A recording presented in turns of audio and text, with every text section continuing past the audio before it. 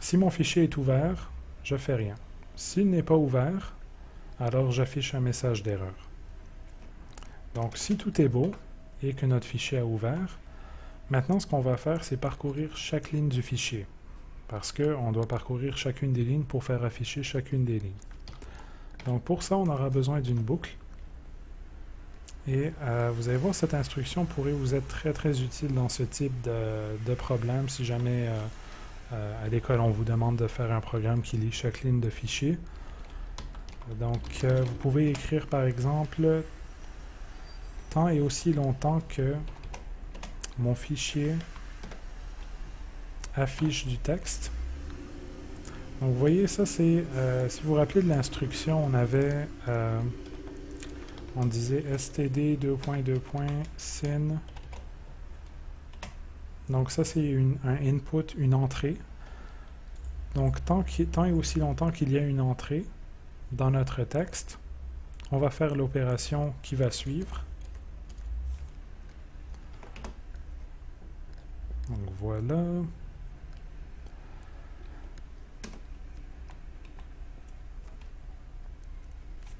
Donc je pense que j'ai fait une erreur ici. Mon fichier, non, tout est bon. On va regarder ça un peu plus tard. Donc là, on va prendre chaque ligne de notre fichier. Donc l'instruction pour lire chaque ligne, ça va être, puis ça c'est préférable d'utiliser cette notation-là. C'est sûr que vous pouvez prendre celle-ci, std sin pour lire, mais si vous voulez que votre programme soit portable sur plusieurs machines, c'est préférable d'utiliser la notation suivante. Donc std getLine, donc on pourrait dire attraper la ligne. Donc attraper la ligne dans mon fichier et on va l'insérer dans texte, tout simplement.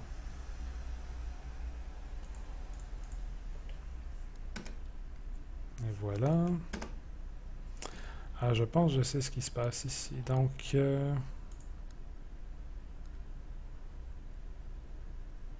me manque un point virgule quelque part. Donc, on va regarder ça un peu plus tard.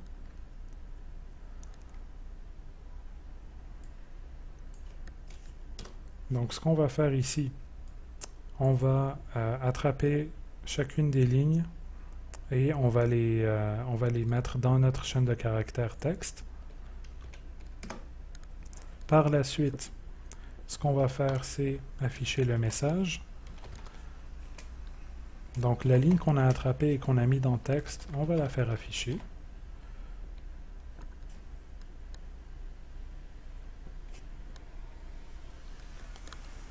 Voilà. Donc, on fait ça tant et aussi longtemps que le fichier, qu'on n'est pas...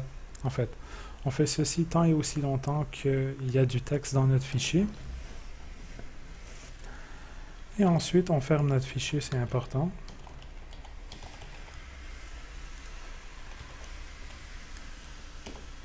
Et voilà.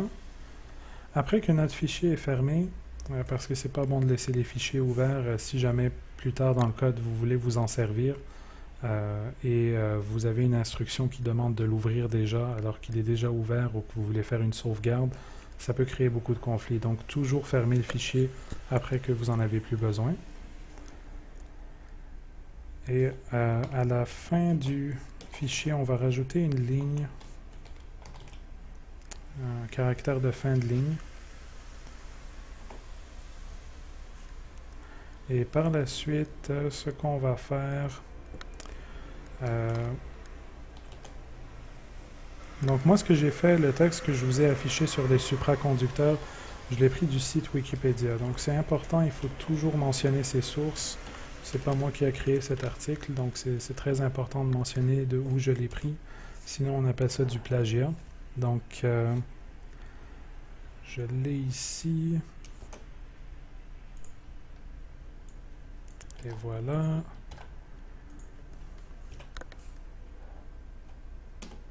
Parfait. Puis un autre saut de ligne à la fin. On va l'écrire sur la même ligne en fait. Voilà. Donc là, ces petites lignes rouges commencent... Qu'est-ce qui se passe ici?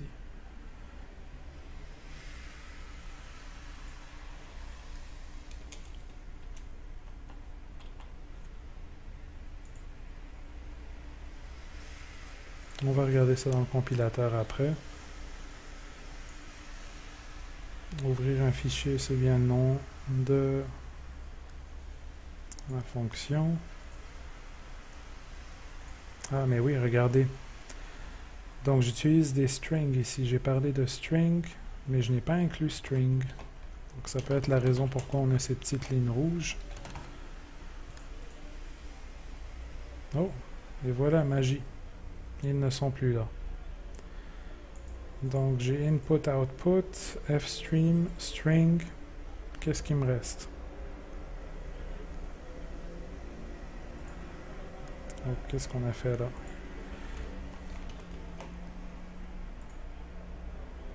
Donc, il faut dire de quelle librairie ça vient. Ça n'a pas l'air de plus vouloir marcher. On va regarder ça après. Donc là, on va aller dans notre fichier principal. Donc, on se rappelle toujours, on remplit notre fichier en tête, ensuite notre fichier source et finalement le fichier principal. On va appeler notre fonction, ouvrir un fichier. Puis pour qu'on puisse voir qu'est-ce qui se passe à l'écran,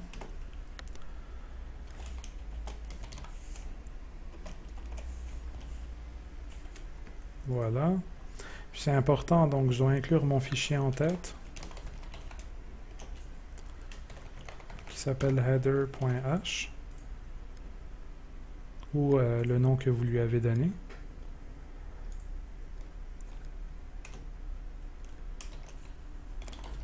Et puis on va inclure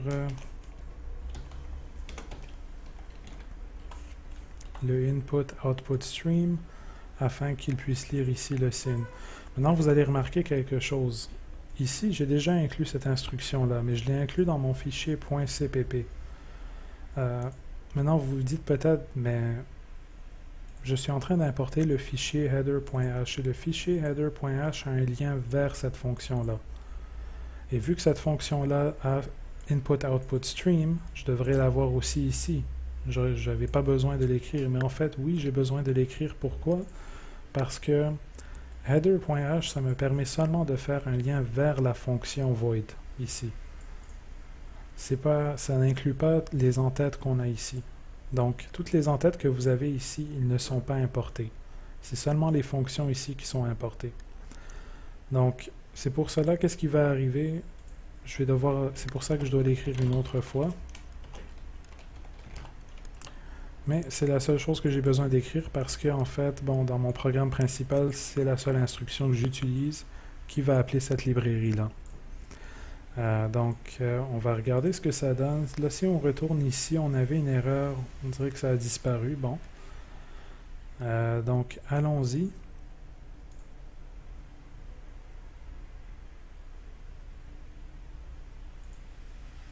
Oh, puis avant en fait de compiler le tout, on va rajouter nos commentaires ici. Donc,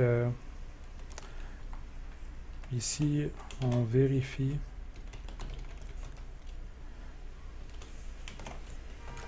vérifier que le fichier est ouvert. Et voilà. Ensuite, ici, c'est boucle de lecture du fichier.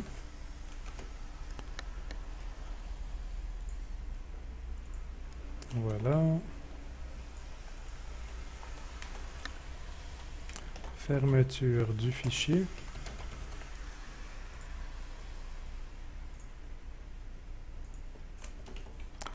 Puis affichage de la source.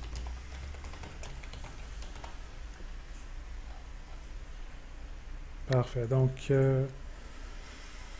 on va regarder ça pour voir si ça fonctionne. Et oui, regardez, vous voyez.